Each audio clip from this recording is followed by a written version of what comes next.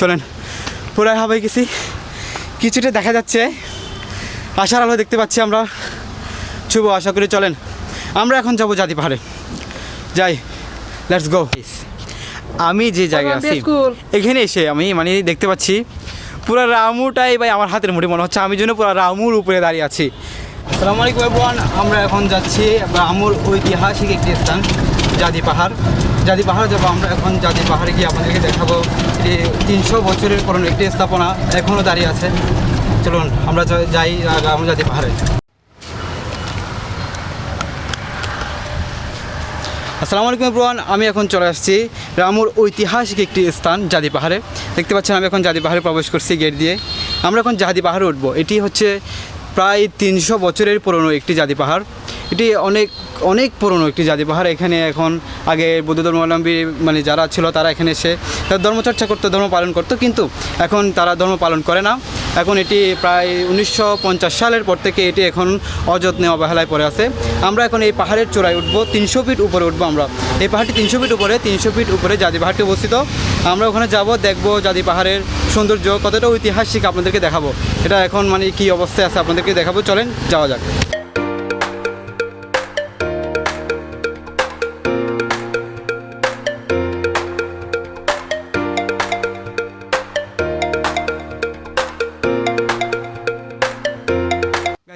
আমরা এখন পাহাড়ের চূড়ায় উঠতেছি। এখানে মানে বৃষ্টি হচ্ছে, এটা বৃষ্টি হওয়ার পরে আমরা যখন মানে পাহাড় দিয়ে উঠতেছি খালি পিছ লাগাচ্ছি বারবার, তবুও শত কষ্ট পাড়ি দিয়ে আমরা এখন এই জাতি পাহাড়ে উঠবো, জাতি পাহাড়ের সৌন্দর্যটা উপভোগ করব। আসলে এই জাতি পাহাড়টি অনেক ঐতিহাসিক একটি স্থান। এটি আগে প্রায় 300 বছর আগে আরাকান আর্মির প্রধান সেনাপতি তিনি 1775 সালে এখানে এসেছিলেন, এবং 1775 সালে আসার পরে তিনি এখানে একটি লাওয়ে পাড়া নামে একটি পাড়া স্থাপন করেন, এবং লাওয়ে তার নাম ছিল লাওয়ে।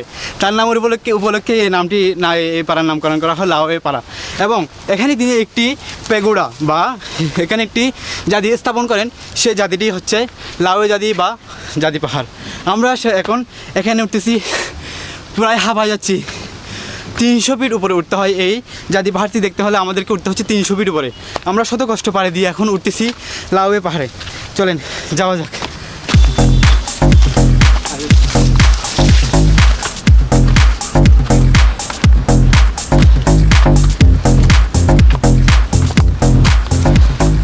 আমরা রীতিমতো পথ হারাই ফেলছি। এখানে মানে মানুষ না আসতে মানে এই পথটাই মানে মুছে গেছে আর কি। এখানে পথটাই নেই, যে পানি যে পড়তে জিরি হচ্ছে, জিরি দিয়ে আমরা উঠতেছি এখন। মানে আমরা এখন প্রায় 200 ফিট মতো উপরে উঠে গেছি।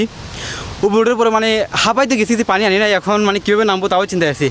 এবং এখানে এসে সবচেয়ে আনন্দের বিষয় হচ্ছে গাইস, আপনাদেরকে যদি বলি, আমি এখানে ওঠার পরে পুরা রামু মানে যে শহরটা, রামু জেলাটা দেখতে পাচ্ছি। দেখেন পুরা রামু জেলাটা আমাদের পিছনে কত সুন্দরভাবে দেখা যাচ্ছে। আসলে এখানে যে এত কষ্ট করে উঠছি, এত কষ্ট করে ওঠার পরে আমাদের অনেক যে ক্লান্তিটা হয়েছিল ওই ক্লান্তিটা একবার চলে গেছে। আসলে অনেক শান্তি লাগতেছে এখানে ওঠার পরে। যে বাতাস, যে পরিমাণ বাতাস, এবং যে পরিমাণ এখানে গাছ, যে পরিমাণ মানে সত্যি আসলে অনেক সুন্দর লাগতেছে আমাদের। আমরা এখনো মন্দিরের কাছে পৌঁছেনি। আমরা এখানে ওঠার পরে 200 ফিট পথে ওঠার পরে আমরা দেখতে পাচ্ছি সেই জাতির কিছু স্থাপনা এখানে দেখা যাচ্ছে, যা প্রায় ধ্বংসের পথে আর কি, ধ্বংসের দিকে। মানে অবস্থা বেশি খারাপ এখানে। এটি যদি সংস্করণ না করা হয় তাহলে অবশ্যই এটা তো এরকমই হবে। এখানে সংস্করণ করা হচ্ছে না, সরকারিভাবে কোনো উদ্যোগ নেওয়া হচ্ছে না, তাই এটি এখন এই অবস্থায় আছে। আগে বৌদ্ধ ধর্মাবলম্বীরা এখানে আসতেন এবং এখানে এসে তারা তাদের ধর্ম পালন করতেন।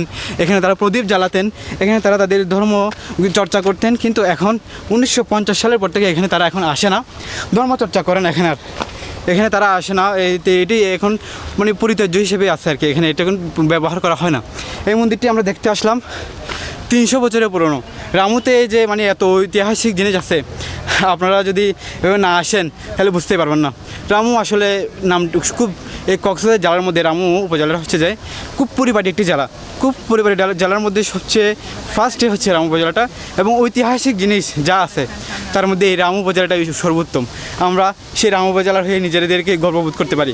আমরা এখন দেখতে আসছি সেই রামু উপজেলার জাতি পাহাড়টি। চলেন, আমাদের এখনও ওটা বাকি অনেক পথ।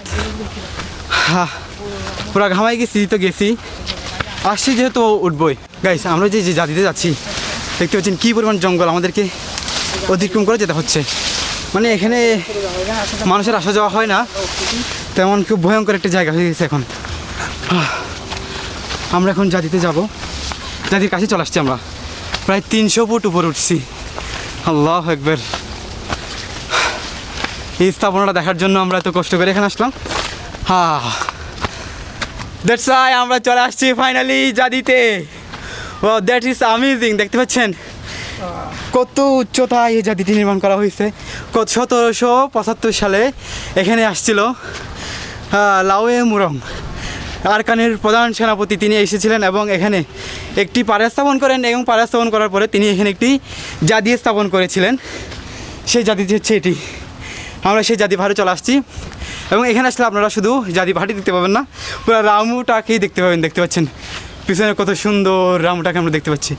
আপনাদেরকে এখন খুব সুন্দরভাবে এই লাউয়ের জাদি পাহাড়টি দেখাবো। চলেন, লেটস গো।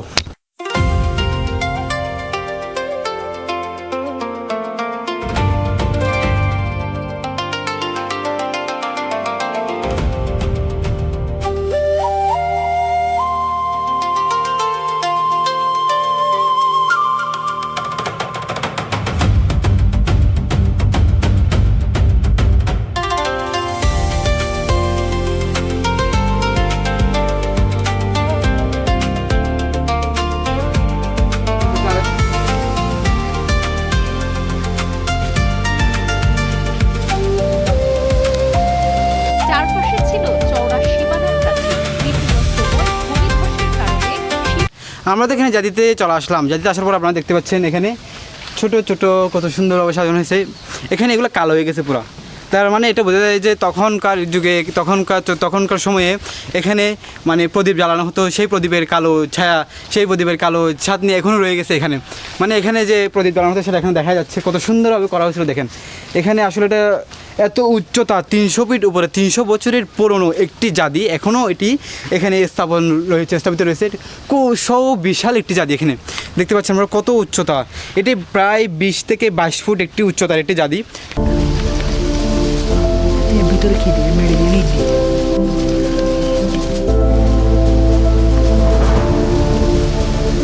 আপনারা যদি আমাদের এই জাদি পাহাড়ে আসতে চান, রামুতে জাদি পাহাড়ে আসতে চান, তাহলে আপনাদেরকে কক্সবাজার থেকে আসতে হবে রামু বাইপাস হয়ে রামু থেকে এটি 10 টাকা খরচ করে আপনাদেরকে আসতে হবে। এটি খাই টুপি যে কোনো অটোওয়ালাকে যদি বলেন যে আমরা জাদি পাহাড়ে যাবো, তাহলে আমাদেরকে নিয়ে আসবে 10 টাকা গাড়ি ভাড়া খরচ করে আপনারা আসতে পারেন এই জাদি পাহাড়ে।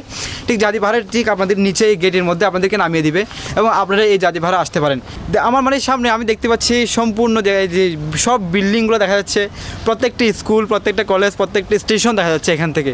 মানে এখান থেকে ক্যান্টনমেন্ট দেখা যাচ্ছে, এখান থেকে ভারোয়াকালী, এখান থেকে খুরুলিয়া, মানে পুরো এরিয়াটা কক্সবাজার রেলওয়ে স্টেশন সহ এখান থেকে দেখা যাচ্ছে। কতটা উচ্চতায় দেখেন এটি কতটা উচ্চতায় আছে। আমরা এখান থেকে সব কিছু দেখতে পাচ্ছি।